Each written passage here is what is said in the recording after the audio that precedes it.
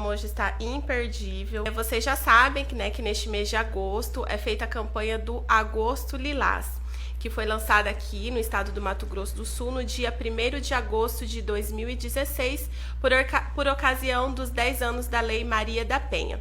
A campanha está presente em 32 municípios do Mato Grosso do Sul e em vários estados brasileiros.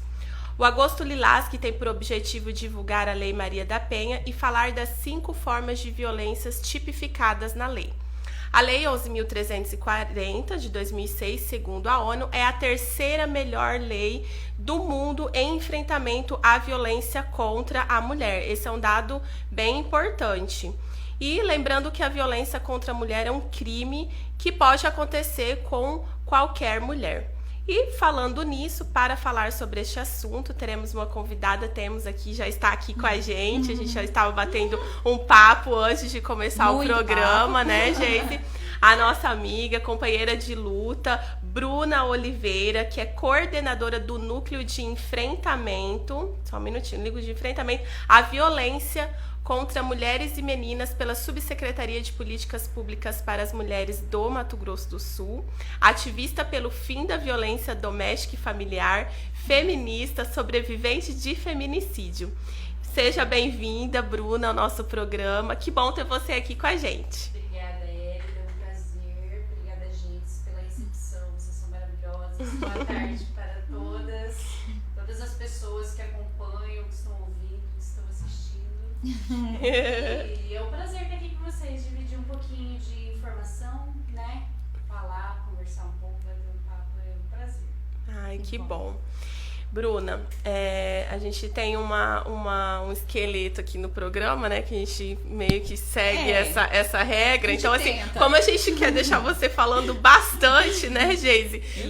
O que você trouxe aí pra gente, Geise, sobre violência física? Isso, como para as pessoas que têm acompanhado o nosso conteúdo e para a Bruna que está chegando agora também, é importante a gente ressaltar que os programas desse mês são todos voltados para a gente falar sobre a violência contra a mulher. E a gente sabe que são praticadas de diversas formas, né? Sim. E hoje, em específico, a gente vai falar sobre a violência física. É a que mais choca, porque ela é visível, a gente vê essa violência, ela deixa marcas, cicatrizes, hematomas. Existe também o caso do feminicídio, que a gente vai chegar lá, que é uma das consequências dessa violência física, infelizmente. Então, falando um pouquinho, a gente sempre procura trazer um pouco da lei, dessa parte um pouco mais chata, assim, legal, né? Trazer um pouco também no contexto mais leve, sem muito juridiquês, né? Porque as pessoas que vão estão acompanhando o nosso conteúdo, têm facilidade de absorver a informação. Sim, que é importante também a informação da lei, né? Sim. Então, o artigo 5º da Lei Maria da Penha, ela fala sobre a violência doméstica no contexto familiar contra a mulher e define, ela conceitua, né, que é qualquer ação ou omissão baseada no gênero que lhe cause morte, lesão, sofrimento físico ou sexual. Então, em específico, sobre a violência física, como eu disse, ela é mais visual, é aquela entendida como qualquer conduta que ofenda integridade ou saúde corporal da mulher. É praticada com o uso de força física do agressor, que machuca a vítima de várias maneiras, ou ainda como o uso de armas, por exemplo, bater, chutar, queimar, cortar, manipular. Então, hoje em específico, como a gente vai falar de violência física, e uma dessas consequências da grave violência física que as mulheres sofrem, a gente tem o feminicídio, e temos também uma lei recente que regula essa questão do feminicídio. Na verdade, ele qualifica, né, um homicídio como ele traz a qualificadora do feminicídio para os homicídios. Então, a partir de 2015, a lei é 13.104 de 2015, a partir dessa lei, então, não se tem mais o homicídio apenas quando praticado contra uma mulher por conta do seu gênero. Ele tem a qualificadora que é do feminicídio, que traz várias consequências penais, como o agravante da pena. Importante ressaltar essa questão também. Então, o feminicídio, ele é o assassinato de uma mulher pelo simples fato dela ser mulher. É um crime que pode ocorrer como resultado de casos de violências domésticas, em relações de intimidade e outros casos de crimes de ódio contra a mulher. Então, eu tinha umas outras anotações aqui, mas eu acho que, tenho certeza, aliás, que esse assunto é importante a gente trazer assim, esses casos, como a gente tem feito, trazer os casos reais no seu caso, uma sobrevivente, que benção no feminicídio, para trazer a sua experiência, como você vivenciou esse período, como foi... Não sei, nem seria falar essa palavra esquisita, experiência, né? Dentro de esse violência. episódio, né? Esse episódio que você viveu e sobreviveu. Então, eu acho importante a gente trazer isso, ressaltar o fato de você ser uma sobrevivente, o fato de você hoje atuar nessa causa, de trazer as informações, de acessar essas mulheres. Então, vamos iniciar o nosso bate-papo aqui. Já. Tô cheia de perguntas. Eu também tô aqui Mas esperando. eu quero mais ouvir e aprender muito com você hoje. Sim. Bruna, em seu nome, né? Quero mandar um beijo para todas as meninas lá da subsecretaria, para Luciana Zambuja, nossa parceira. Um beijo, meninas. Vocês moram no nosso coração. Parabéns pelo trabalho que vocês desenvolvem, assim, fantástico, Bruna. Obrigada. E então vamos lá. Conte para nós um pouco da sua história, como foi. Na verdade, posso voltar antes da gente entrar na sua história mesmo, né? No que aconteceu com você? Porque assim, acho importante a gente... alguns termos, como a gente já tinha falado, que a pessoa fala feminista, ela já assusta. Então, assim, por exemplo, qual que é a diferença de ativista pelo fim da violência doméstica e familiar e feminista, por exemplo, para as pessoas entenderem? Então, o que significa cada coisa? O feminismo, ele busca a equidade da mulher em toda a sociedade. Então, é a mulher ocupar os espaços que nós temos, espaço na política, espaço no mercado de trabalho. Então, é você buscar essa equidade, porque historicamente a mulher ela é sempre reduzida. Então, os salários são mais baixos, a mulher ela às vezes é impedida de entrar para o mercado de trabalho numa vaga de emprego porque ela é mãe ou porque ela pode engravidar. Então, o feminismo ele vai para esse lado de buscar essa equidade. A mulher ela tem a sua força e o seu poder, sim.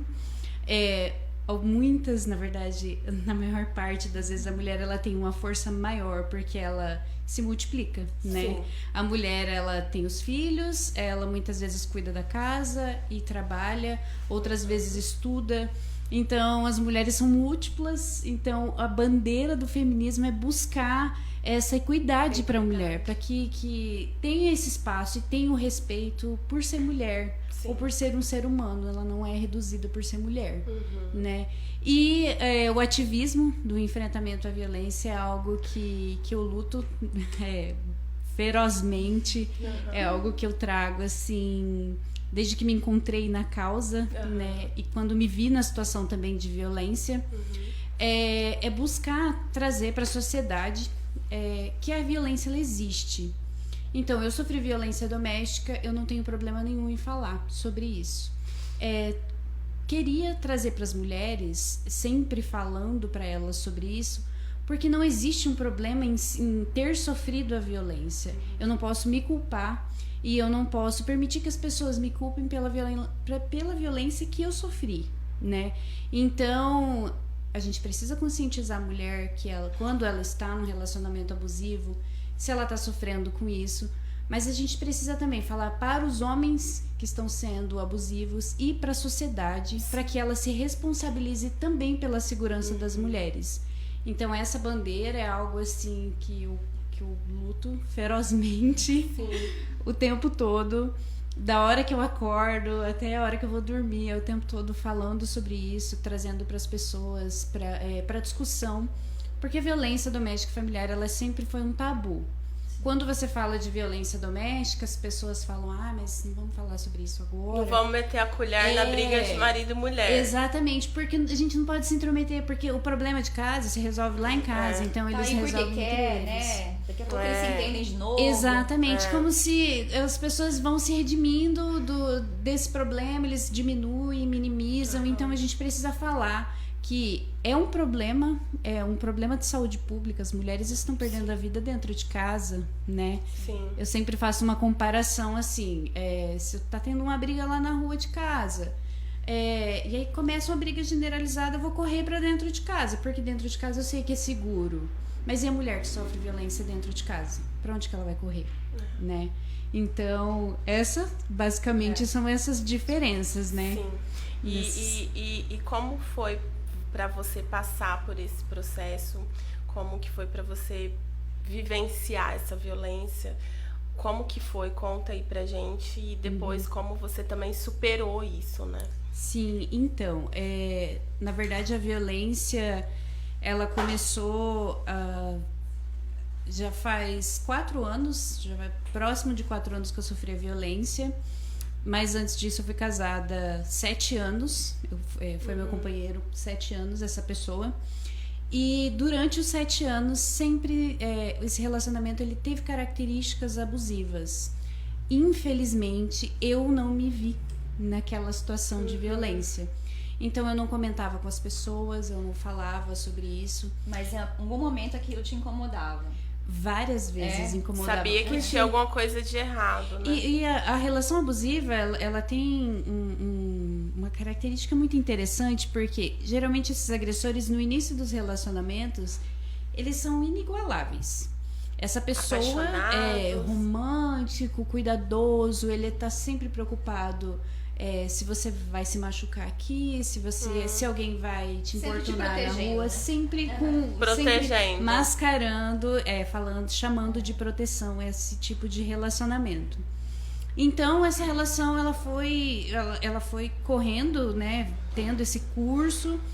E os episódios de violência eles foram aumentando conforme o tempo passava.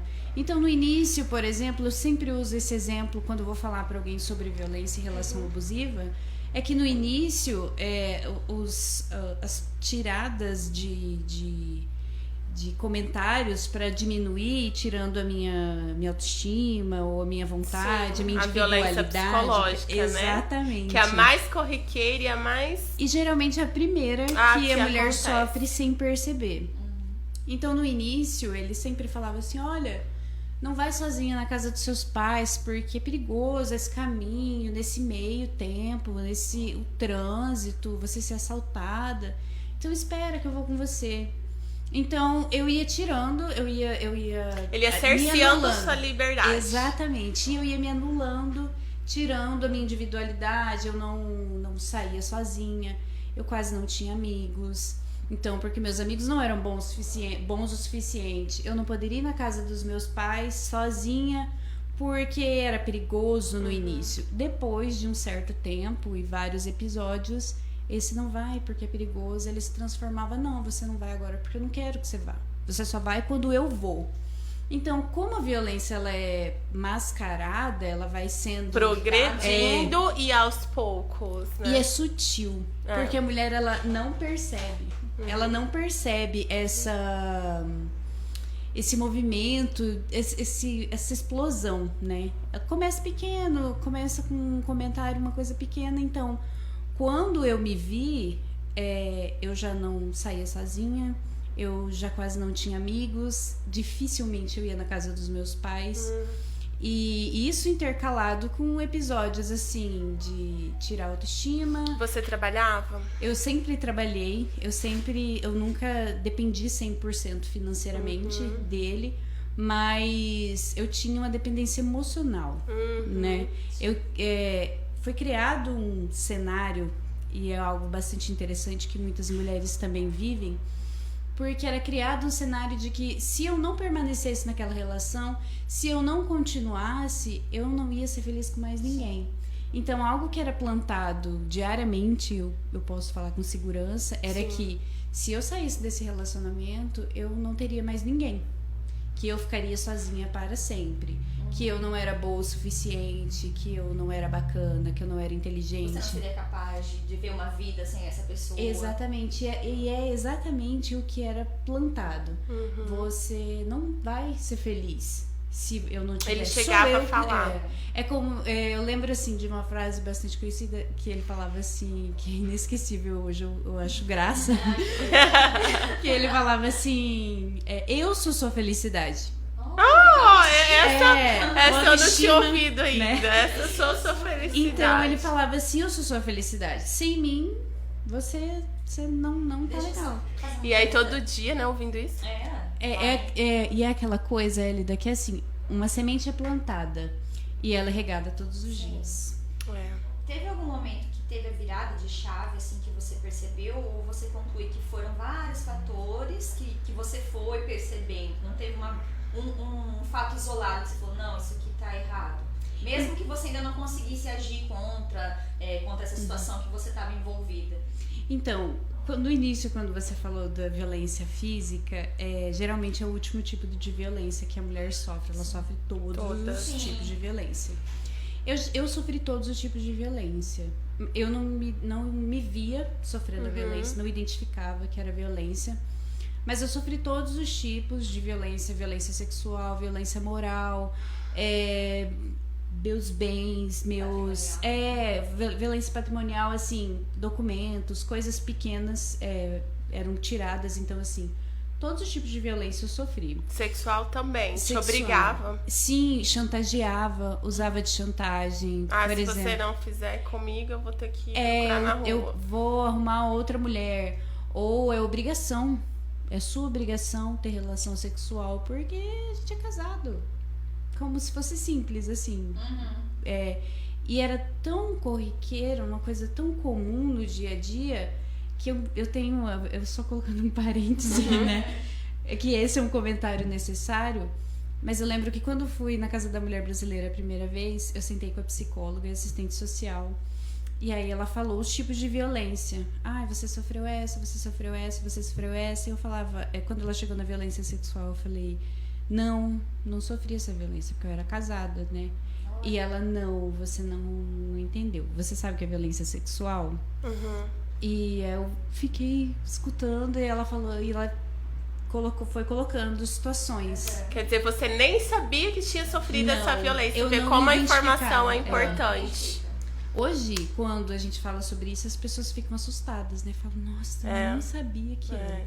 Mas, né, como eu descobri, como eu percebi, eu sofri todos esses tipos de violência e percebi que eu vivia num ciclo. Porque é o ciclo da violência. É o ciclo da violência, e é o desenho perfeito, porque por várias vezes aconteciam uns momentos assim de explosão e de amor, ofensa, e de repente melhorava. Maria, nossa, ele pedia desculpa. E a desculpa vinha, e perdão, isso nunca mais vai acontecer, me desculpa, ou a culpa não foi minha, a culpa foi da situação. É aquele ditado, né? A culpa é minha, eu coloco em quem eu quiser. Então, geralmente, eu era responsável pela violência que eu sofria. Então, em determinado momento, eu tive, assim, um despertar. Foi uma coisa, assim, muito, muito marcante.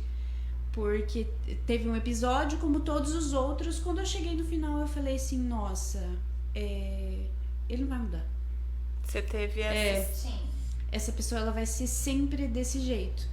Então, todas as vezes ele vai pedir desculpa. Até quando eu rompi com ele, eu falei, quantas vezes você falou que ia ser diferente? Quantas vezes você falou que ia mudar? 7 anos, né? Exatamente. E foi quando ele falou, não, mas é sério, é a última vez. Então, isso me marcou muito. Eu não me esqueço quando eu rompi, então, e também despertou uma fúria muito grande nele. Porque ele perdeu o controle. Exatamente. E aí ele se viu assim, mas não, ela é minha propriedade. Exatamente. Como ela vai sair? Entendeu? Sempre funcionou muito bem o que acontece aqui, né? Eu domino bem esse ambiente, Exatamente. ela, e o que aconteceu agora, né? Fugiu do controle. Exatamente. Foi nesse momento, assim, que eu despertei. Foi Deus. Você viu que ele não ia mudar e você falou, não, eu preciso fazer a mudança, eu preciso agir diferente, a minha atitude precisa ser diferente. Né? Exatamente, e assim, a gente não percebe, porque fica tão natural, você vai repetindo tantas vezes essa situação. Nem ele acredita que, não vai, você vai Exatamente. A gente falou com a Viviane semana passada sobre essa cultura, né, que a gente tem do machismo, tudo, e também essa questão da mulher achar assim que esse medo de falar sobre o assunto por achar que isso é normal, isso acontece com todo mundo, Sim. Todo mundo passa por isso. Então por que eu vou falar? Porque daí vem a vergonha, eu vou continuar com ele. Então deixa assim, todo mundo passa por isso. E não é pra ser assim, não é pra todo mundo passar por isso. É verdade, é exatamente isso que você disse, porque assim, você fica com medo, você fica com vergonha, mas você tem uma dependência emocional tão Muito grande naquela pessoa. Eu costumo colocar assim como comparação uma pessoa que é um dependente químico. Sim. Ele tem a dependência química, ele sabe que aquilo faz mal, ele sabe que aquilo tira a família, tira tudo que ele tem, mas ele não consegue. E o tratamento para uma pessoa dependente química, ela precisa sentar e falar, realmente eu tenho um problema com isso, eu preciso tratar isso. E não é diferente na dependência emocional. Porque você precisa admitir que aquela pessoa é tóxica, que aquilo é um problema, que você está vivendo ali não muda e só tende a piorar. Né? E aí você terminou o relacionamento, chegou, falou, não quero mais, e aí que começaram as perseguições. Então, eu me separei em setembro de 2017, no finalzinho Só de interromper, setembro. até o momento do rompimento do relacionamento não havia agressão física. Houveram vários episódios, só que assim, aconteciam as violências físicas e depois vinha esse momento do perdão. Da calmaria. Eu não gostaria que isso acontecesse, isso foi uma assim. casa do universo, entendeu? Eu me lembro perfeitamente que no julgamento dele ele falou que ele não era aquele monstro que as pessoas pintavam lá no julgamento dele, entendeu? Então, assim, eu fui espancada, aconteceu tudo isso, mas ele não era assim, não. Foi um episódio, né? Enfim. Belo argumento. Super contundente. Então, nesse caso, desculpa, eu me perdi. Setembro gente. você separou. Exatamente. De 2017. É porque eu vou emendando uma coisa na outra e eu acabo me perdendo. Em setembro de 2017, eu me separei no finalzinho de 2017. E eu permaneci na casa que nós morávamos, né? Ele saiu, foi pra casa da mãe. E nesse tempo que nós estávamos separados, eu trabalhava num atacadista na época. Então, assim, ele sempre estava na saída do trabalho. Eram várias mensagens. Ele sempre falava que ele estava lá. E ele aparecia do nada, de manhã, de tarde, à noite. Meu Deus. Sempre dizendo que ele estava lá. Eu acho até interessante porque as pessoas falavam assim, alguns amigos meus falavam, nossa, Bruna, esse cara, ele é meio doido, né? Você não tem medo? Você tem certeza que você quer ficar sozinha nessa casa? E eu falava, não, gente, imagina, eu conheço ele, nós somos casados 7 anos, ele não vai fazer nada não. Não vai fazer nada não. A gente nunca acredita, né? Pois é. E na primeira oportunidade... Você realmente acreditava que ele não fosse capaz de uma violência mais grave? Eu realmente acreditava. Eu realmente acreditava. Assim, eu tinha muita confiança, eu não tinha o medo, né? O medo é um mecanismo natural do corpo para você se proteger. Sim. Eu não tinha o medo. Eu confiava muito. Mesmo estando separados, mesmo eu sabendo que essa pessoa não ia mudar, que não ia ser diferente, eu não tinha o medo, que era para me proteger. Sim. Né? Então, tanto que eu me separei, eu ficava sozinha, eu saía do trabalho muito tarde, chegava em casa muito tarde. Tanto que aí que aconteceu o episódio de violência, né? Essa violência maior. Eu sofri vários episódios de violência física que não chegaram a esse ponto que chegou. Que foi em novembro de 2017, né? Nesse período que nós estávamos separados, do final de setembro a novembro, ele sempre entrava em contato, né? Sempre falando, e eu negando, e ele ficando muito nervoso. Ele pedia a volta do relacionamento? Sempre. O tempo todo. Era ou querendo forçar encontros, ou falando que queria ficar mais um dia, ter relação mais um dia, ficar mais um dia. Sim. Então eu cortando isso, deixava ele bastante irritado. Imagina. Até o dia 4 de novembro, né, de 2017, eu trabalhava no atacadista, saía muito tarde. Eu cheguei em casa assim, 11 e pouquinho, cansada, e eu fui dormir. E eu acordei 3, 4 horas da manhã, depois fazendo mais ou menos uma média de tempo, né, não dava pra ter. Mas eu acordei com pancadas, várias pancadas na cabeça. Eu dormindo, então eu acordei no susto, desorientada. Ele tava me batendo com um capacete enquanto eu dormia. Então eu acordei com as pancadas, eu só conseguia me defender e sair. Tava escuro, eu tava desorientada, tentando sair da situação, dormindo. Quando eu fui saindo, fui no instinto, né? Saindo, Quando eu cheguei no portão, mais ou menos de casa, antes de sair da porta, quando eu cheguei mais ou menos no portão, ele me encontrou, ele encontrou um pé de cabra lá, nessa entrada. E aí, com o pé de cabra, ele me deu vários golpes. E aí foram golpes na cabeça, nos braços. Eu consegui segurar o que eu pude, o que eu não pude, infelizmente, foi na uma rua pancada. Foi ainda dentro de casa, do portão assim pra dentro. Mas né? era de madrugada. Era de madrugada, era 3, 4 horas E da as manhã. pessoas, você gritando e ninguém te ajudou, né? Um vizinho. Então, isso é uma coisa que eu acho muito importante sempre falar, porque era 3, 4 horas da manhã. Eu tava batendo, ele tava me batendo, eu gritando, eu pedindo socorro, eu pedindo ajuda, e nenhuma luz foi acesa nesse tempo. Então, ele começou a me espancar dentro de casa. Eu consegui sair. Eu não me lembro muito bem, mas eu me lembro quando ele me deu um golpe mais forte pra acertar a cabeça. Eu não sei, o instinto, alguma coisa me fez erguer o braço que pegou um golpe do pé de cabra, que eu acredito que tenha sido mais forte, que quebrou os 2 ossos do meu braço. Então eu senti na hora que quebrou. Eu segurei, eu passei a mão, quando consegui sair, eu senti assim como se fosse um caroço enorme no meu braço. Eu falei, meu Deus, quebrou. Eu ergui o braço pra ver e o meu braço caiu, porque os 2 ossos quebraram. Então eu segurei o braço e comecei a correr pela rua, gritando, pedindo socorro. Eu sangrava muito, foram vários cortes na cabeça. E eu tenho a lembrança assim que eu segurei. Você já tinha feito a cirurgia ou não? De redução? Ainda não. Eu tava bem gordinha. Eu pesava assim uns 115 quilos mais ou menos na época. E eu me lembro que assim, eu segurando meu braço quebrado, segurei, gritando por ajuda, umas 6 quadras mais ou menos. E ele atrás de você, ou ele já tinha saído da situação? Então, eu não lembro exatamente desse momento, porque enquanto ele ficou dentro da casa, eu consegui sair. E enquanto eu gritava por ajuda, segurando nos portões, sangrando, acho que eu sujei quase todos os portões da rua de sangue, né? Eu acredito que ele tenha voltado para buscar a moto. Agora pensando, né? Sim. Eu acredito que ele tenha... Eu nunca tinha tido essa reflexão nesse momento. Dessa cinemática. Porque eu lembro assim, que enquanto eu saí, ele entrou. Voltou para dentro de casa. Enquanto eu corria, eu comecei a escutar o barulho da moto. Atrás. Então eu deitei no chão.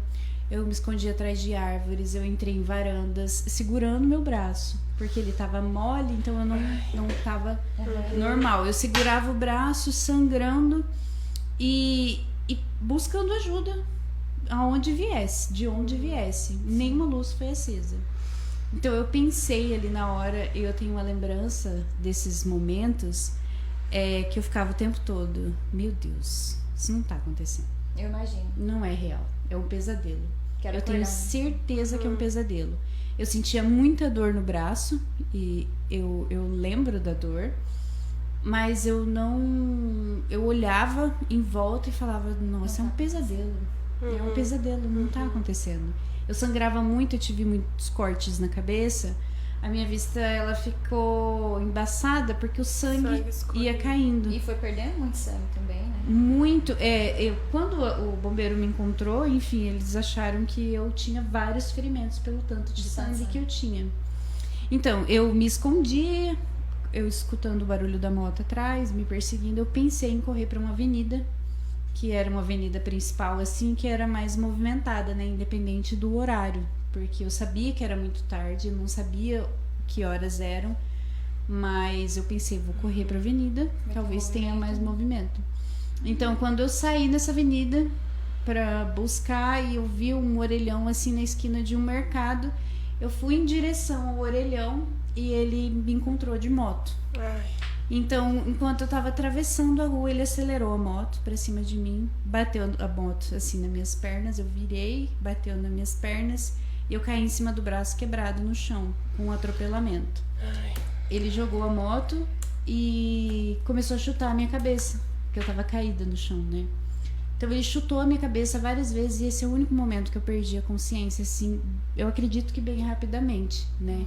Que eu perdi a consciência. E esse episódio de tudo isso é o que me marca até hoje. Eu me lembro que quando eu acordei, tinha umas pessoas paradas assim, em cima. E essas pessoas falavam assim, nossa, o que aconteceu? O que aconteceu? Brigando com ele, falando alguma coisa pra ele. E aí ele falou assim, ela é minha mulher, ela tava me traindo. E as pessoas não perguntavam pra mim. E eu fui recobrando a minha consciência e falando, chama a polícia, socorro, me ajuda, me tira daqui. E Gente, ele é um falando, ser humano. não, É inadmissível isso. quase inacreditável. Isso é o que mais me marca. Porque eles falavam assim, nossa, o que aconteceu? E perguntava pro cara que tava chutando a cabeça de uma mulher com o braço quebrado e sangrando. Gente, Pra você, ninguém absurdo. perguntava. Nada. Não. Nesse momento ele ainda tava ali. Ele tentando estava te ali, agredir. eles tentando saber o que Entender. acontecia. Então ele falou assim, olha, é briga de marido e mulher, ela é minha mulher, ela tava me traindo. Pessoa morrendo lá. E, gente, foi o suficiente para as pessoas irem embora. E Essas ninguém te pessoas. ajudou. Meu agressor, ele fugiu ali naquela hora, porque ele ficou com medo, né? Como eu disse, agressores Sim. são covardes, né? Sim. Então, ele ficou com medo ali e fugiu. Essas pessoas falaram, olha, é briga de marido e mulher, eles que se entendam. Eu tava aqui com o braço quebrado, Toda. sangrando, sozinha, 3, 4 horas da manhã, e eles entraram no carro e foram embora, essas pessoas. Isso eu jamais vou esquecer. Assim, E deixaram você lá. assim, eu fui espancada, eu passei por isso, mas essa omissão eu jamais Doeu. vou esquecer. Nossa, e assim, e não é É o porque que eu você tava buscando, era alguém que era uma esperança que você tinha de encontrar alguém pra te ajudar. Nossa, e vocês sabem o que eu penso hoje? Eu penso assim, ontem eu tava lá, né? Amanhã pode ser outra mulher. Então, Sim. assim, isso... Falei isso hoje pra gente. Isso é o que me marca muito. Então, assim, depois desse momento, eu voltei a me esconder, né?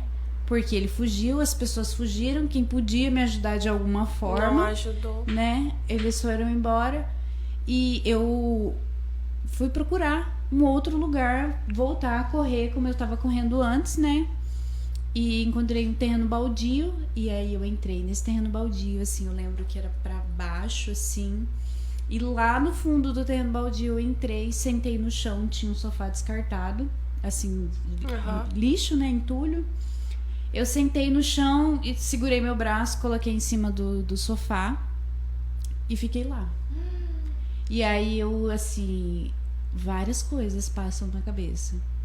E eu fiquei pensando, eu falei, nossa, será que eu vou morrer? E eu lembro que eu colocava a mão assim pra sentir de onde que saía o sangue, né? Porque era muito sangue. Então eu colocava a mão na cabeça assim pra poder sentir onde o que tava machucado. E alguém te achou nesse momento? Quando te acharam? Então, quem me encontrou, eu acho que as pessoas ouviram a movimentação e ali na região, ver, né, como ali na região tinha algumas pessoas que ficavam numa praça assim perto de um campo de futebol. Era um lugar comum que as pessoas ficavam lá de madrugada, algumas pessoas usuárias de drogas ficavam ali na região. Então eu não sei se elas me viram entrando lá dentro, né? Sim. E aí eu lembro que eu tava de cabeça pra baixo, assim, escorada no sofá, e eu vi a lanterna da polícia, eles procurando. E eu ouvi o policial falando pro outro, tá aqui, tá aqui. Então eles desceram, eles começaram a me perguntar o que aconteceu, como que foi, você tá machucado? Bom, fui machucado, né? Sim. invisível. Mas eles perguntavam o que aconteceu, quem tinha feito isso, como. E te levaram pra delegacia. Então, e chamaram o bombeiro. O bombeiro. Então, foi chamado o corpo de bombeiros. Sim. Eu me lembro do policial falando no rádio, olha, manda rápido a unidade aqui, que a mulher tá mal. E eu me lembro, porque o policial que me atendeu nesse dia, ele foi chamado para ser testemunha no julgamento. E o policial falou assim, olha, eu trabalho há mais de 15 anos na polícia. Eu me lembro do caso dessa mulher. Porque eu lembro que quando eu cheguei, coloquei a lanterna no rosto, nela, assim, embaixo, eu vi o crânio dessa mulher, o osso, ele viu o osso da minha cabeça, porque foi um corte muito grande. Então ele via, tanto que eu dei entrada na Santa Casa como suspeita de traumatismo craniano, né? Graças a Deus, foi o meu couro cabeludo, ele cortou, eu tive mais de 20 pontos na cabeça, pelos golpes, tanto de pé de cabra, quanto de capacete, Chutes, né? com tudo, né?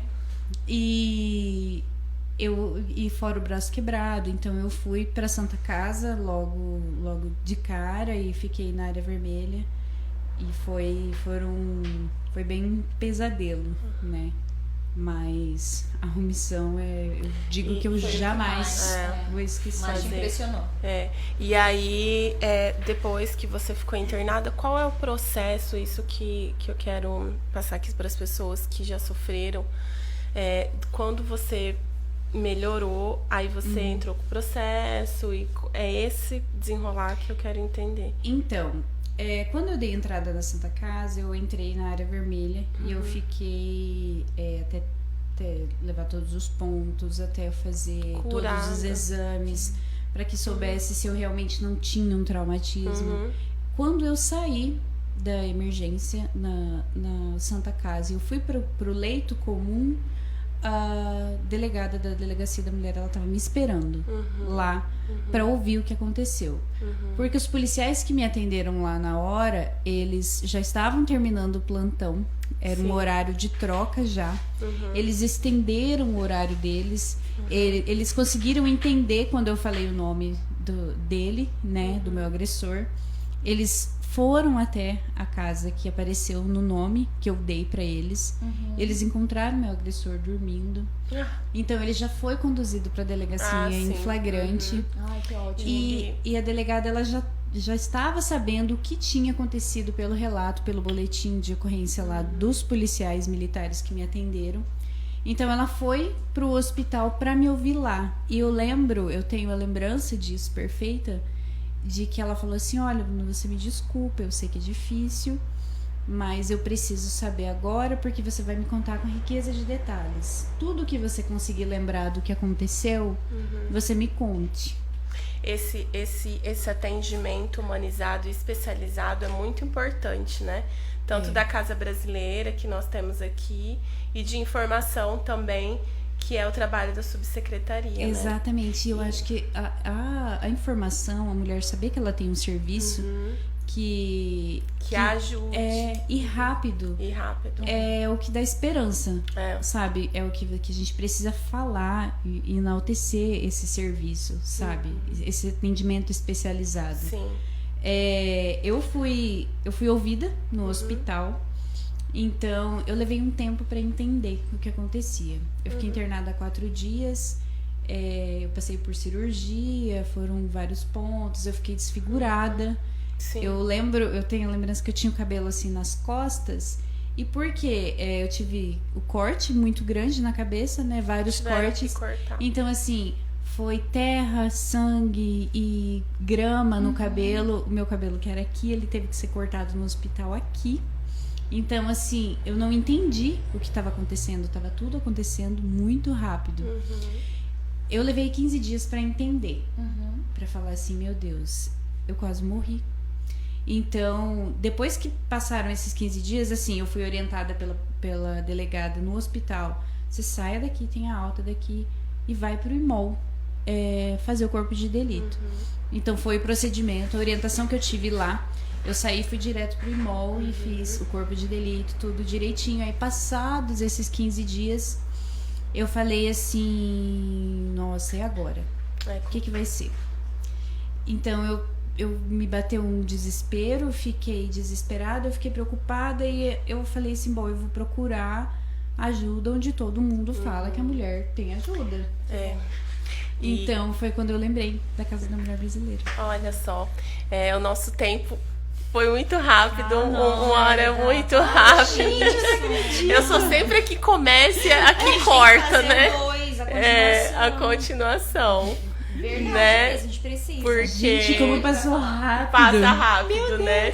E diante de todo esse cenário, né, Bruna, que você passou, que você foi sobrevivente, queria que você explicasse, assim, de uma forma rápida, como que você chegou na subsecretaria, o trabalho que você desenvolve lá com as meninas e essa importância, né, da gente ter um governo sensível, né, às causas femininas e nesse enfrentamento e o Estado, né, como você falou, é obrigação de todos, do Estado, da sociedade civil, de homens e mulheres ao combate nesse enfrentamento da violência doméstica e familiar. Então, qual que é a importância da subsecretaria? De uma forma geral, eu tinha assim, preparado um monte de perguntas.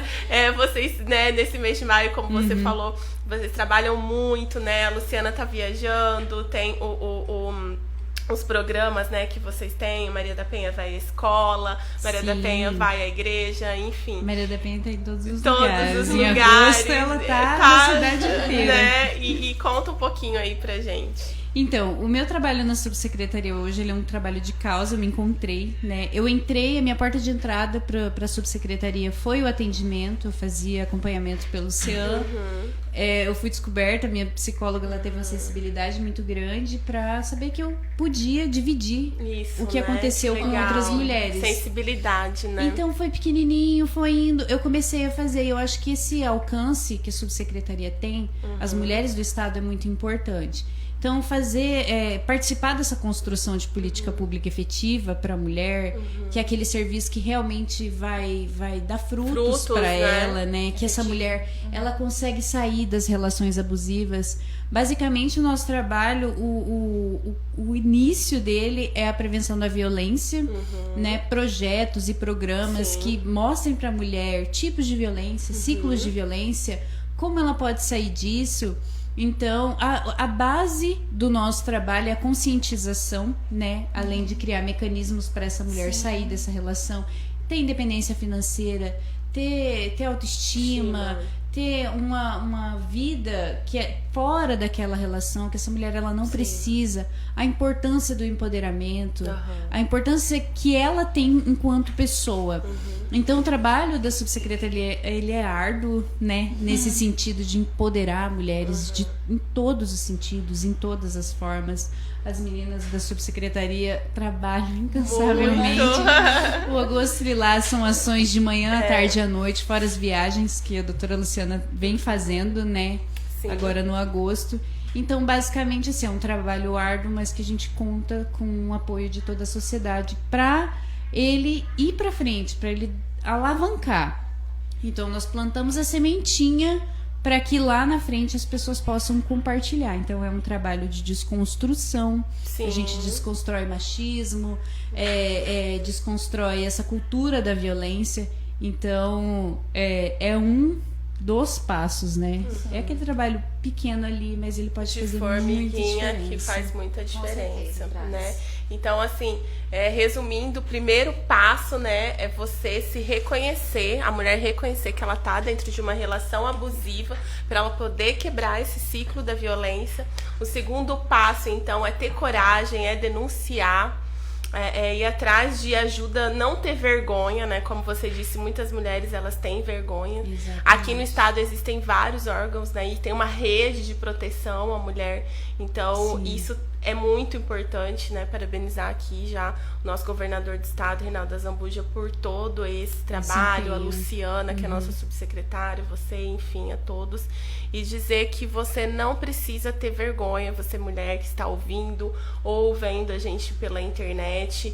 Lembrando que toda mulher tem o direito de ser livre de todas as violências, né? De toda e qualquer forma de violência. Somos seres humanos, independente de gênero, se é homem ou se é mulher, né? Com certeza. Então, Geise, quer deixar a sua palavrinha final? Quero só complementar o que você está falando sobre essas questões de se conscientizar, da mulher tomar consciência do que está acontecendo e tomar alguma atitude diante disso, buscar ajuda, né? Eu acho tão importante quanto isso é o que a gente está fazendo aqui hoje. Sim. É ter a Bruna, que tem essa atitude, essa coragem, isso, né? Esse Ela ativismo, nos inspira.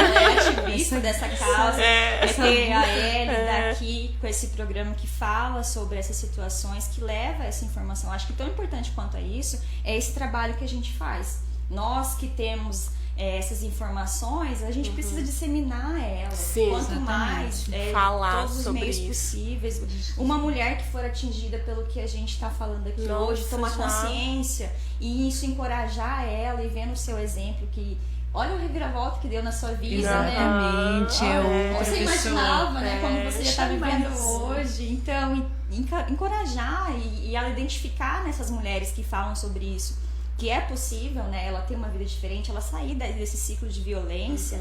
Então, acho que isso aqui é muito importante, a gente falar sobre isso, a levar essa informação, levar exemplos e mecanismos que façam com que ela saia dessa situação. Exatamente. Então, só agradecer a Elida mais uma vez pelo convite, pelas intimações. Você que eu falo que ela não é convidada, ela é intimada. A Bruna, foi um prazer te conhecer, te ouvir. Só dá vontade de ouvir cada vez mais e aprender com você. Pois eu fico falando. E eu queria só deixar uma reflexão para quem escuta, para quem está acompanhando também pelas redes sociais. É uma reflexão que eu acho que serve para todas as pessoas, né? É comum você escutar as pessoas falando assim: o amor tudo suporta. O amor, ele suporta várias coisas mesmo. Uma doença, falta de grana, não tem dinheiro, as dificuldades do dia a dia, vários problemas. O amor, ele suporta, mas o amor, ele não suporta a violência, o amor, ele não suporta a falta de respeito. Então a gente tem que saber a diferença. O que é amor de verdade? Então, se uma mulher ela sofre violência, não espere chegar à violência física para denunciar. Então, sofreu a violência psicológica, se ampare. Você tem todo o direito de fazer isso. É isso aí. Quero agradecer mais uma vez a presença de vocês aqui. Obrigada, Geise. Obrigada, Bruna, por se disponibilizar, vir aqui. E vai ter a parte 2, tá? Para vocês. Porque assim, a gente não conseguiu. A gente precisa saber mais das ações da secretaria. Exatamente. Sim, porque são instrumentos que as mulheres precisam ter acesso às informações, né? Com certeza. Falar do site do Não Se Cale. www.nãosecale.ms.gov.br. É isso aí. Ele é um site riquíssimo, atualizado diariamente. Não esqueçam, compartilhem www.nãosecale.ms.gov.br. É isso aí. Então, não se cale. Não tenha vergonha, para você que está ouvindo a gente. O silêncio mata. Denuncie. Diz que 180. Ou se a violência estiver acontecendo naquele momento, ligue para a Polícia Militar no número 190. E quero deixar aqui para finalizar, reafirmar, né, o nosso compromisso aqui com as meninas, com as mulheres de enfrentamento. Agosto Lilás vai terminar, mas a nossa luta não termina e a nossa luta não é só em agosto.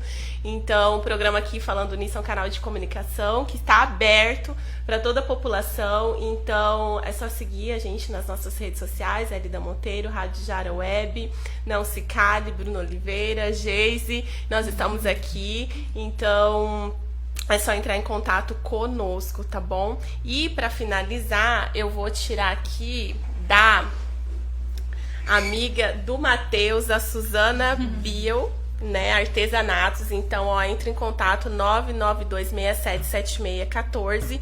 Siga ela no Instagram, @SuzanaBiel Artesanatos. Vou tirar aqui um potinho de inspirações para nós antes de finalizar o programa. Vamos ver o que tem aqui. Vamos lá. Se a vida não ficar mais fácil, trate de ficar mais forte. Você ficou mais forte? Coube muito. Você ficou mais forte? Ficou, Com né? certeza. Está ajudando e empoderando outras mulheres. Então é isso, viu, Geise? Com certeza. Então vamos nos fortalecer, nos unir. Muito obrigada por você que ouviu a gente aqui até o final do programa. Segunda-feira, de novo, aqui às 15 horas, o programa Falando Nisso. Esperamos vocês para mais um encontro. Deus abençoe, tenham todos uma boa tarde. Até mais. Um beijo.